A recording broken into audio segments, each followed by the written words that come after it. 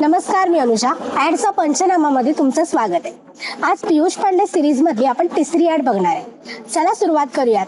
आज आपण पाहणार आहोत अशी जाहिरात जी पाहताना वाटतच नाही की ही पेंटची ॲड आहे, पण संपेपर्यंत आपल्याला घराची आठवण करून देते. एशियन पेंट्सची हर घर कुछ कहता है ही जाहिरात रंग विकत नाही, ही घराची गोष्ट सांगते. जरा विचार करा, घर म्हणजे काय?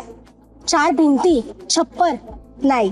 घर म्हणजे आईचा स्वयंपाकघरातला आवाज, भिंतीवरची उंची मोजलेली रेघ आणि कोपऱ्यात ठेवलेला जुना फोटो.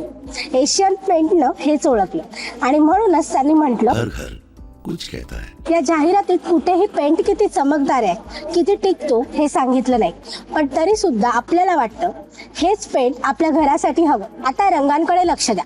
या ॲड मध्ये भडक चमकदार कलर्स नाहीत, सॉफ्ट शेड्स आहेत, वॉर्म टोन्स आहेत, जे पाहताच मन शांत होतं. हे रंग असं सांगतात, हे घर जगण्यासाठी, दाखवण्यासाठी नाही. या ॲड मध्ये लोकही कोणी मॉडेल्स नाही किंवा ॲक्टर नाही, ते आपल्यासारखे लोक आहेत. साधे कपडे, खरी माणसं, खऱ्या भावना. आई भिंतीला हात लावते, मुलं घरभर चालतात, घर हसतं, बोलतं. इथे पेंट बॅकग्राऊंड मध्ये आहे आणि भावना फोरग्राऊंड मध्ये. सायकोलॉजीच्या दृष्टीने ही जाहिरात खूप पॉवरफुल आहे. आपल्याला आपल्या घराबद्दल आधीच प्रेम असतं. एशियन पेंट ते प्रेम वापरत नाही, ते रिस्पेक्ट करतं. ते आपल्याला असं वाटू देतं, तुझं घर खास आहे आणि आम्ही त्याचा भाग आहोत.